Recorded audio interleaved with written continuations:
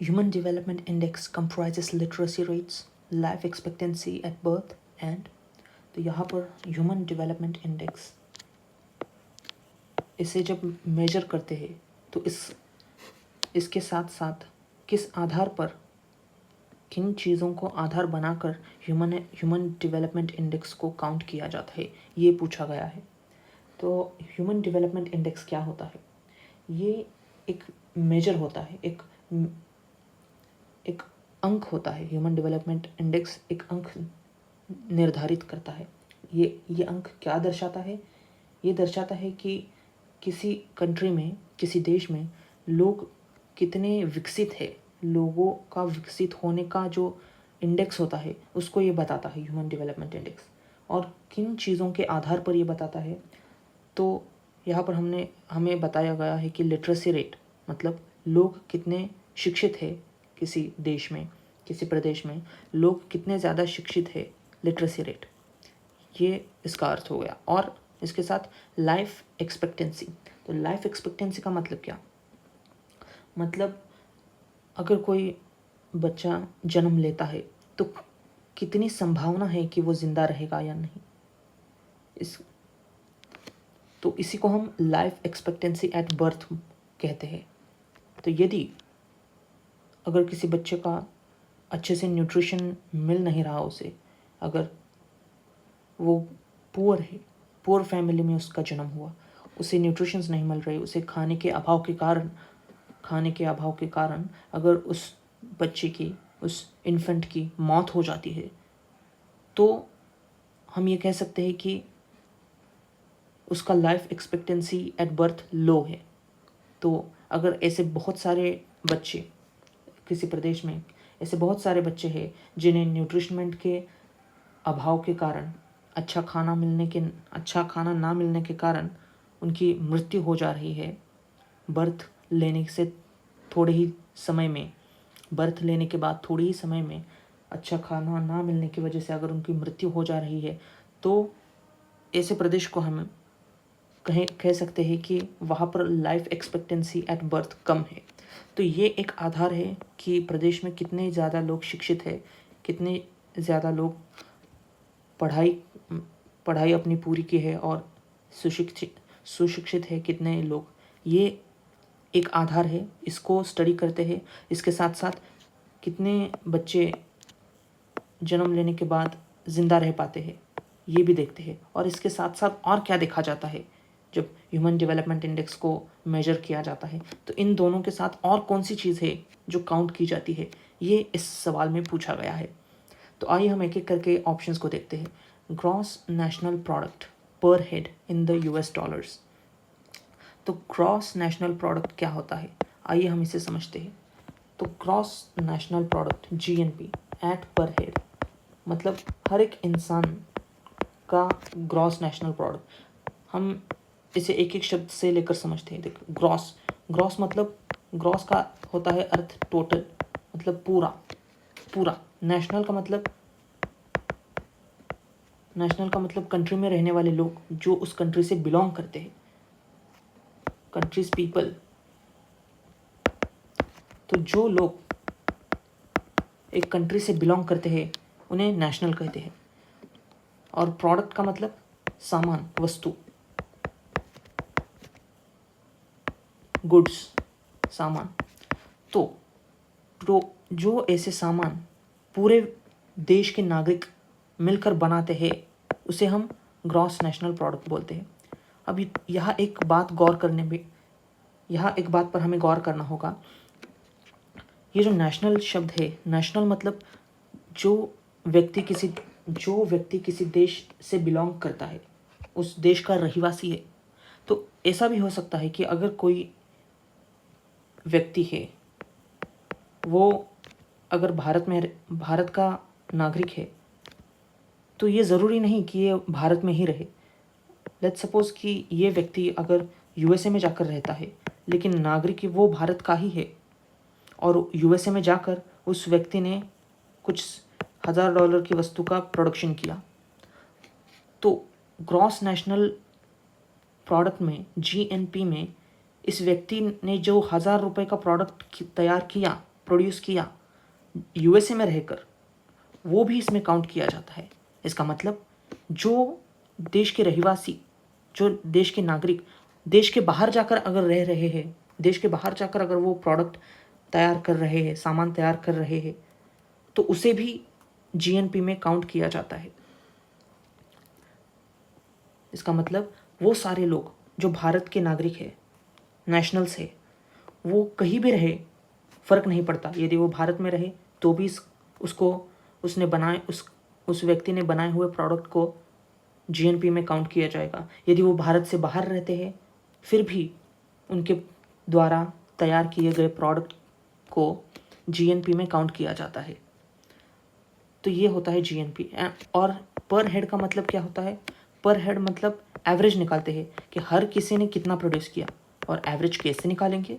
जो टोटल लोगों की संख्या होती है, लेट्स सपोज कि 100 करोड़ लोग हैं और इन 100 करोड़ लोगों ने मिलकर 1000 करोड़ की वस्तुएं तैयार की, तो एक व्यक्ति ने कितना प्रोड्यूस किया? तो इन टोटल प्रोड्यूस को, टोटल वैल्यू ऑफ प्रोड्यूस को हम टोटल नंबर ऑफ पीपल से डिवाइड करेंगे। तो सब लोगों ने मिलकर 1000 करोड़ का गुड्स प्रोड्यूस किया, 1000 करोड़ की वस्तुएं तैयार की, सारे लोगों ने मिलकर, सारे नेशनल्स ने मिलकर, चाहे वो भारत के अंदर रहे या फिर भारत के बाहर रहे। और उनकी टोटल पॉपुलेशन संख्या 100 करोड़ थी। तो इस 1000 करोड़ को जो उन्होंने वैल्यू क्रिएट किया, सामान प्रोड्यूस किया, इस 1000 करोड़ वैल्यू को हम लोगों की संख्या से डिवाइड करेंगे, तो आंसर आएगा 10 करोड़। इसका मतलब हर एक व्यक्ति ने, पर हेड का मतलब यही होता है कि हर एक व्यक्ति ने औसतन एवरेज 10 करोड़ का प्रोडक्शन किया। तो ये होता है जीएनपी एट पर हेड। मतलब सभी लोगों ने मिलकर टोटल कितना प्रोड्यूस किया और उसके आधार पर हम ये निकालेंगे कि एक व्यक्ति ने कितना प्रोड्यूस किया। तो यही होता है जीएनपी पर हेड।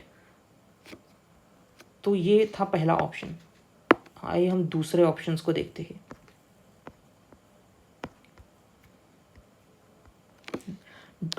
तो ये था पहला option, gross national product per head in the US dollars.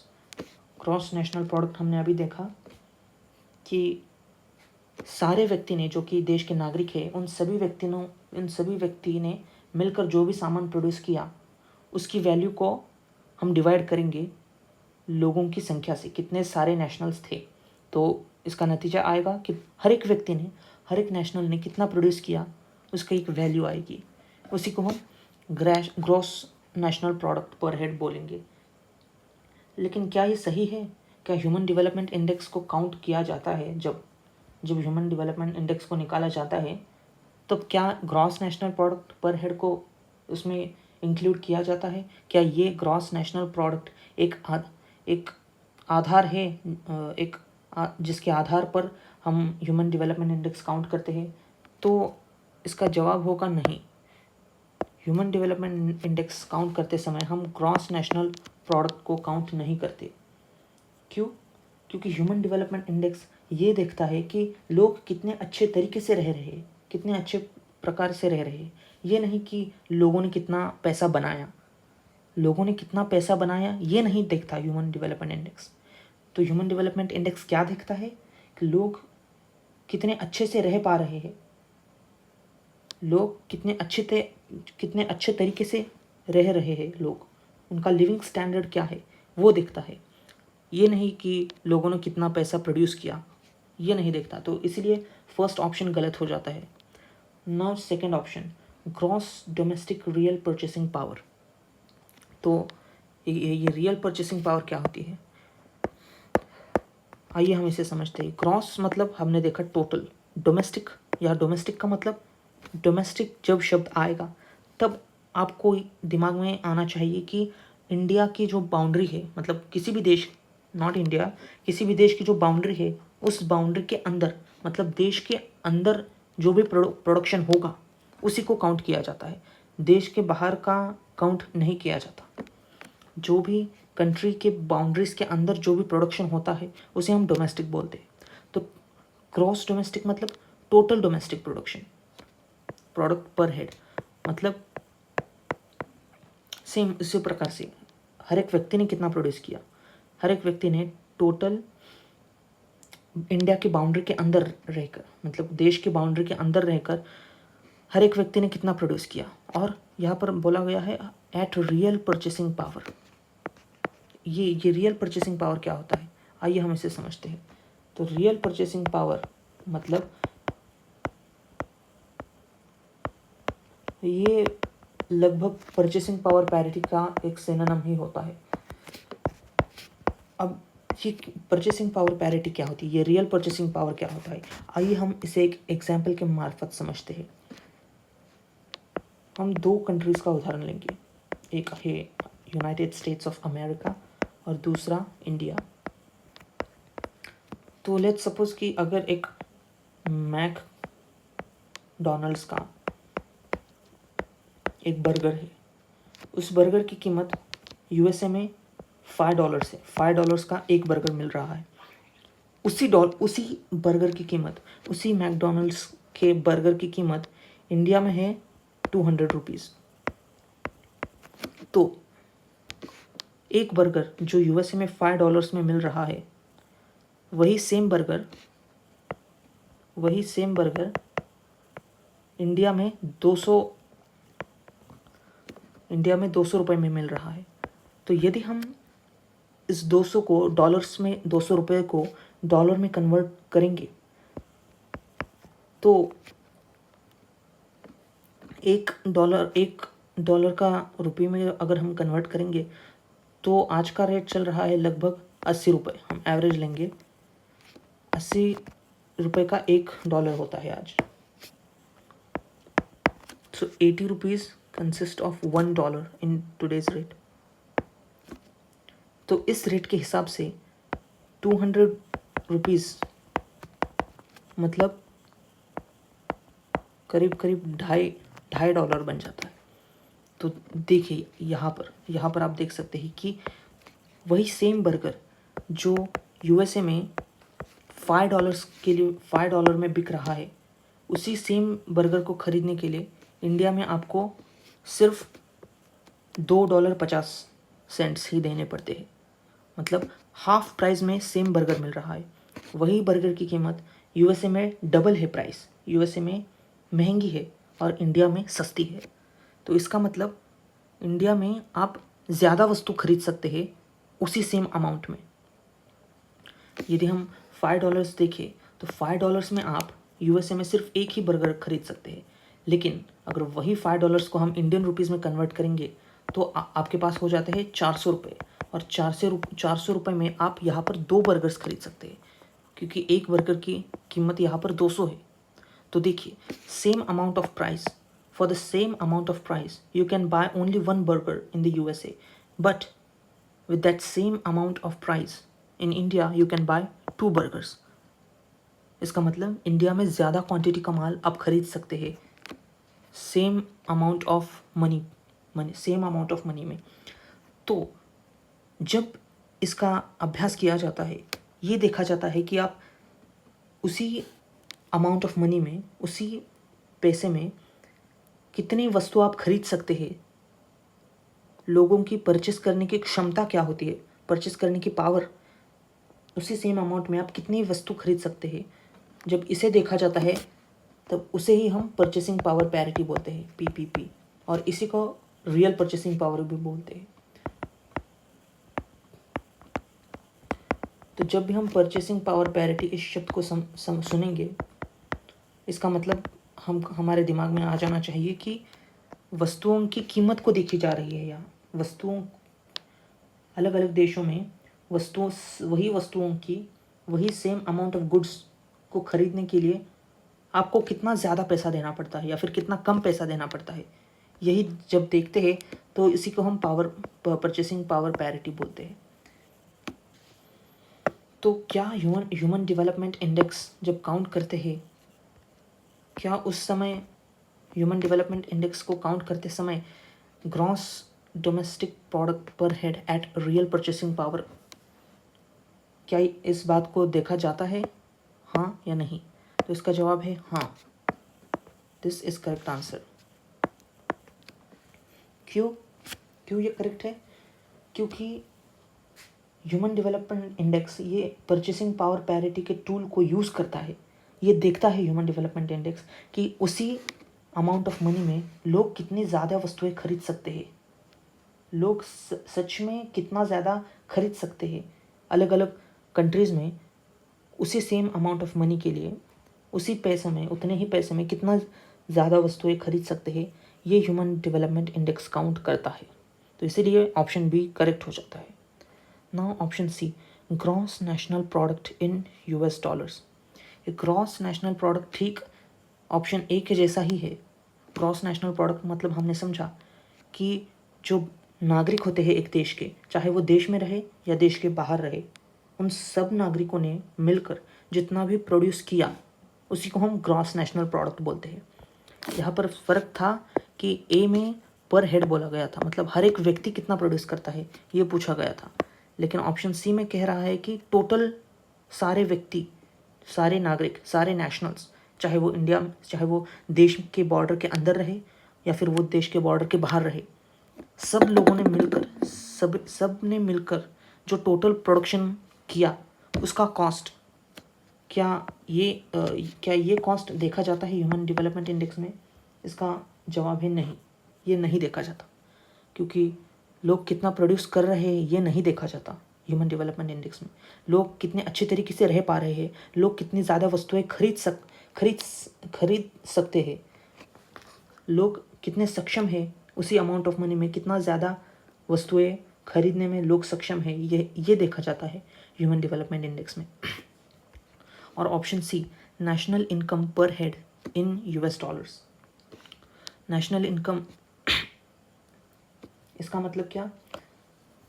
मतलब जो सारे लोग और बिजनेस जो देश में होती है उन सभी के टोटल इनकम, उन सभी ने मिलकर जो इनकम किया, बिजनेस, सारे बिजनेसेस, देश के सारे बिजनेसेस, देश के सारे लोगों ने मिलकर जितना भी इनकम किया उसे हम नेशनल इनकम बोलते हैं। और पर हेड का मतलब वही, उसको हम लोगों की संख्या से डिवाइड करेंगे। सारे लोगों ने मिलकर कितना प्रोड्यूस किया और वो लोगों की संख्या क्या थी उससे हम डिवाइड करेंगे, डिवाइडेड बाय पॉपुलेशन। तो यहाँ पर टोटल इनकम, सारे लोगों ने मिलकर कितना इनकम किया और उस इनकम को हम उन लोगों की पॉपुलेशन से डिवाइड करेंगे। तो जो आंसर आएगा वो पर हेड में आएगा। इसका मतलब हर एक व्यक्ति ने कितना प्रोड्यूस किया वो आएगा सामने। तो देश में सारे व्यक्तियों ने मिलकर कितना प्रोड्यूस किया और उसके आधार पर हम ये निकालेंगे, डिवीजन करके ये निकालेंगे कि हर एक व्यक्ति ने कितना प्रोड्यूस किया देश में।